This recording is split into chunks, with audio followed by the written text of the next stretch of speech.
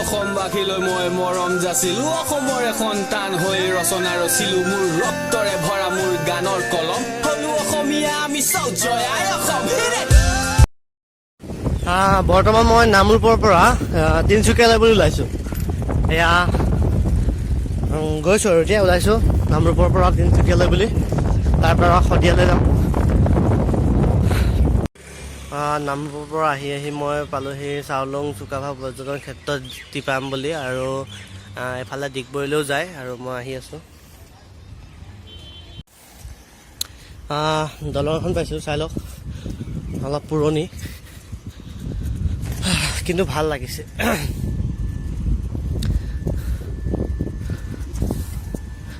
বলক তিনিচুকীয়ালৈ যাওঁ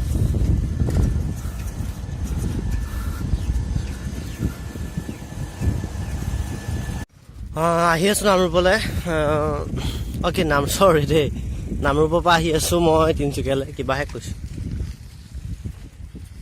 ৰাস্তাবোৰ মানে এনেকুৱা লগা নাই মানে যে তিনিচুকীয়ালৈ যোৱা ৰাস্তা এয়া আচলতে মই বেলেগ চাইডে যাব লগা হৈছে কাৰণে এনেকুৱা ৰাস্তা পাইছোঁ চৰকাৰে ইয়াত গুৰুত্ব দিয়াটো এটা উচিত দেই ৰাস্তাবোৰ বেয়া হৈছে বহুতখিনি বেয়া হৈছে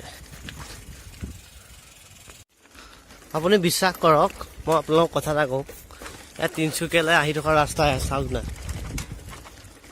এইখিনিতে এটা জমনি এটা হৈ গ'ল দেই মানুহ এজনে মোক সুধিছে দাদা কি কাপোৰ আনিছে মানে জীৱনৰ কিছুমান মানে বৰ বেলেগ অভিজ্ঞতা দেই আৰু এইখিনিতে আৰু এটা কথা কওঁ মই যেতিয়া প্ৰথমবাৰ মানে হাজোৰ অভিমুখে চাইকেলে যাত্ৰা কৰিছিলোঁ বৃক্ষৰোপণৰ পৰিৱেশ প্ৰদূষণ সজাগতাৰ কাৰণে তেতিয়াও এখন গাঁৱৰ মাজেদি গৈ থাকোঁতে কৈছে হেৰি ঐ বেপাৰী কি কাপোৰ আনিছ সেই আজি 2 নম্বৰ বাৰ মানে এটা অভিজ্ঞতা আৰু বৰ্তমান মই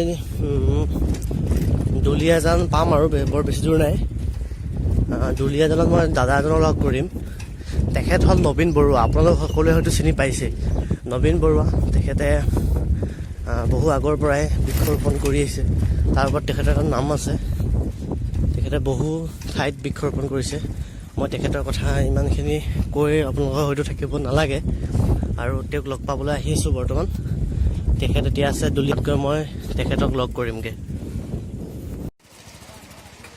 ডিগবৈলৈ আহি থাকোঁতে পাইছোঁ এয়া ভাগৱত হৈ আছে অখণ্ড ভাগৱত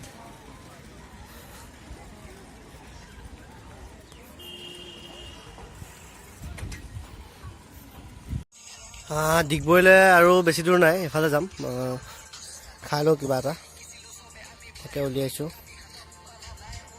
ফ্ৰেছ ৰোল বুলি কয় এইটো তাকে খাওঁ আৰু অকলে অকলে আপোনালোকে চাওক এয়া দুলীয়াজানৰ পিনে আপোনাৰ এয়া টিপলিং নগাঁও বৰ নামঘৰ বুলি এটা আছে তাকে ঘপককৈ ভাবিছোঁ আৰে ইয়াত নগাঁও দেখিছে নগাঁও নামটো ইয়াতো দেখা পাইছোঁ মানে ঘপককৈ দেখি ৰৈ দিলোঁ আৰু গৈ দিওঁ আকৌ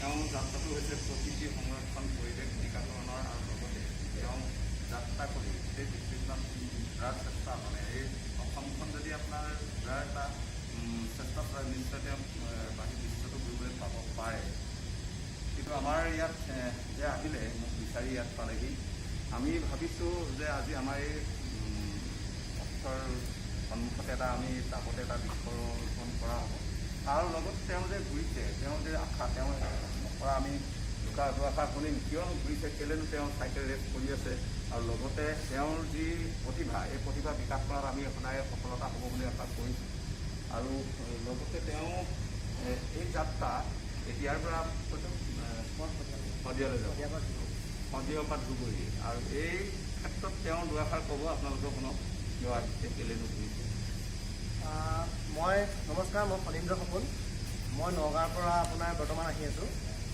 আজি 4 দিন হৈছে মানে 5 দিনত ধৰি দিছে আৰু মই বৃক্ষৰোপণ আৰু পৰিৱেশ প্ৰদূষণৰ সজাগতাৰ কাৰণে চাইকেলেৰে অসম ভ্ৰমণ কৰি আছোঁ শদিয়াৰ পৰা ধুবুৰীলৈ যাম মই আহিলোঁ 15 তাৰিখে তেনেকৈ কাজিৰঙাত তাৰপাছত যোৰহাট তাৰপিছত শিৱসাগৰ নামৰূপ আৰু আজি আহি আছোঁ তিনিচুকীয়া তেনেকৈ অসম ভ্ৰমণ কৰি আছোঁ বৰ্তমান সময়ত আমাৰ বৃক্ষ মানে খুবেই অভাৱ বুলি ক'ব বিচাৰিছোঁ মই কিন্তু মানুহে যিমান পৰিমাণে মানে গছ গছনি কাটিছে তাৰ মানে পৰিৱৰ্তে সিমানখিনি মানে ৰোপণ কৰা নাই, গছপুলি ৰোপণ কৰা নাই। তেনেকৈ হ'লে আমাৰ ভৱিষ্যত প্ৰজন্মৰ মানে ভৱিষ্যত প্ৰজন্মৰ এটা বহুত ডাঙৰ সমস্যাৰ সন্মুখীন হ'বলগীয়া হ'ব। গতিকে এতিয়াৰ পৰা আমি সজাগ হোৱাৰ অত্যন্ত প্ৰয়োজন। আৰু পৰিৱেশ প্ৰদূষণৰ ক্ষেত্ৰতো আমাৰ যান বাহনৰ পৰা ওলোৱা ধোঁৱাৰ এটা মানে এটা সমস্যা হয়, মানে আমাৰ পৰিৱেশ প্ৰদূষণৰ অন্য এক সমস্যা। গতিকে মই ভাবোঁ যে আমি যিখিনি সম্ভৱ হয়, মানে যিমান দূৰ আমাৰ সম্ভৱ হয়, আমি যদি পাৰোঁ ওচৰৰ যিবোৰ ঠাইত আমি আমাৰ হাতত যদি সময় থাকে আমি চাইকেলিং কৰিব লাগে বা আমি খোজকাঢ়ি যাব লাগে। চাইকেলিং কৰিলে আমাৰ স্বাস্থ্যও ভালে থাকে। গতিকে আমি যিমান পাৰোঁ যান বাহনৰ পৰা অলপ আমি দূৰত থাকিবলৈ চেষ্টা কৰিব লাগে, যেতিয়া আমাৰ সম্ভৱ হয়, যেতিয়া আমাৰ হাতত সময় থাকে। তাৰ উদ্দেশ্যেৰে মই আপোনাৰ অসম ভ্ৰমণ কৰি আছোঁ, নাজানো কিমান দূৰ সফল হয়। ধন্যবাদ। আশা কৰিছোঁ আজিৰ দিনটোত এটা বৃক্ষ ৰোপণ কৰিম ইয়াতে টাবতে। আমাৰ অফিচততো জেগা নাই, এই টাবতে আমি বৃক্ষৰোপণ কৰিম এওঁৰ লগত। আৰু এওঁৰ যি যাত্ৰা সফল হওক, স্বাস্থ্য ভালে হওক, আৰু এওঁ গৈ যিটো পাম বুলি আশা কৰিছে সেইটো পাব বুলি আশা কৰিয়েই আমাৰ এই পৰিয়ালে তেওঁক আদৰিছোঁ। আৰু এওঁ যেন ভাল ধৰণে কৰি যায় আৰু এওঁক সহায় কৰিব। মই দাদাজনক লগ পালোঁ, মই যাক লগ কৰিবলৈ আহিছিলোঁ, নবীন বৰুৱা দাদাক লগ পালোঁ। আৰু এতিয়া ইয়াৰ পৰা মই ওলাইছোঁ। বহুত বেছি মানে উৎসাহ দিলে, ইয়াত বৃক্ষৰোপণ কৰিলোঁ, মানে গছপুলি এটা ৰোপণ কৰিলোঁ। আৰু এতিয়া মই ওলালোঁ আকৌ মানে মোৰ আজিৰ গন্তব্যস্থান তিনিচুকীয়া। সেউজীৰ সুবাস লৈ মই আহি আছোঁ তিনিচুকীয়া। আৰু মই টিলিঙা মন্দিৰলৈ যাম, আপোনালোকক টিলিঙা মন্দিৰ দেখুৱাম। আহি আছোঁ এতিয়া বৰ্তমান সেউজীৰ সুবাস লৈ। কৃষ্ণ, গুগল মেপক বিশ্বাস কৰিলে এয়া গতিয়ে হ'ব, মোৰ নিচিনা হ'ব। চাই লওক,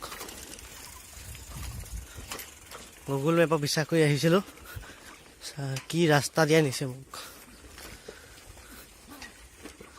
তিনিচুকীয়ালৈ আহি আছোঁ, তাকো এয়া ৰাস্তা দি চাওক। মই বৰ্তমান আহি আছোঁ টিলিঙা মন্দিৰ দেই, আপোনালোকক দেখুৱাবলৈ চেষ্টা কৰিম। এই আগত ভণ্টি এজনী গৈ আছে, সেইজনী। তাৰপিছত পালোঁহি আৰু অকণমান আছে টিলিঙা মন্দিৰ, আপোনালোকক দেখুৱাবলৈ চেষ্টা কৰিম টিলিঙা মন্দিৰটো চাব।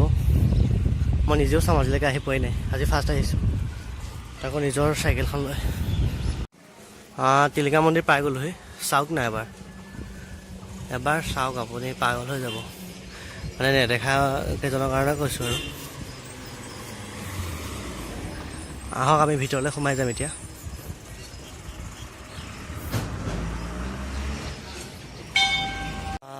বৰ্তমান মই টিলিঙা মন্দিৰত, আৰু মই ইয়াত এতিয়া টিলিঙা এটা আৰু এই সূতাত ৰছী বান্ধে, সেই ৰছী বান্ধিম ইয়াত। মই সেইকাৰণে সোমালোঁ, প্ৰসাদ দিছে, প্ৰসাদ লৈ যাম।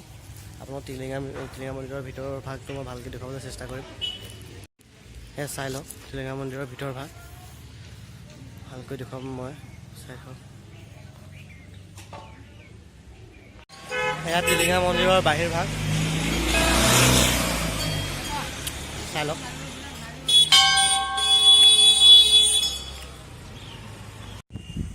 টিলিঙা মন্দিৰৰ পৰা এতিয়া ওলালোঁ, এতিয়া তিনিচুকীয়াৰ ফালে গতি কৰিছোঁ, তিনিচুকীয়া যাওঁ। সেউজী সুবাসত মানে চাইকেল চলোৱা মজাটো বৰ বেলেগ। কেওফালে সেউজী সুবাসে মানে আমোলমোলাই আছে, বহুত বেছি ভাল লগা। দুলীয়াজান সমষ্টি পৰে আৰু এইখিনি এইফালে আহি আছোঁ। মই তিনিচুকীয়ালৈ আহি আছিলোঁ, কিন্তু এতিয়া মাকুম যাম। তিনিচুকীয়া নহয়, মই তিনিচুকীয়াৰ পৰা অলপ সোমাব লাগে, মাকুমলৈ যাম। মাকুমলৈ বুলি আহি আছোঁ, চাই লওক। তিনিচুকীয়া মাকুম, মানে তিনিচুকীয়া মাকুমলৈ আহি থাকোঁতে পালোঁ দেখা চাওকচোনবোৰ।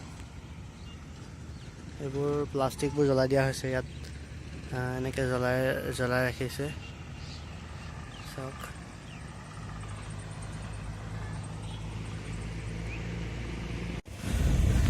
তিনিচুকীয়া মাকুম আহি আছোঁ, এয়া চাওক সেউজীয়া, কেও চাইডে খালি সেউজীয়া।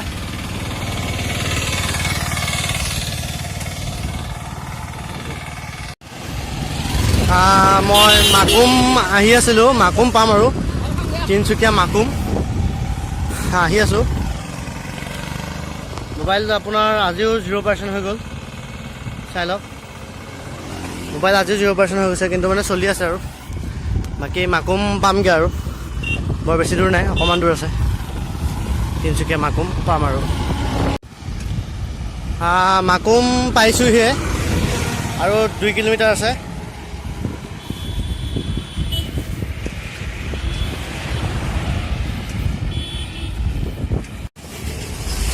বৰ্তমান মই মাকুম টাউন পালোহি। এয়া চাওক, তিনিচুকীয়া মাকুম টাউন বৰ্তমান মই।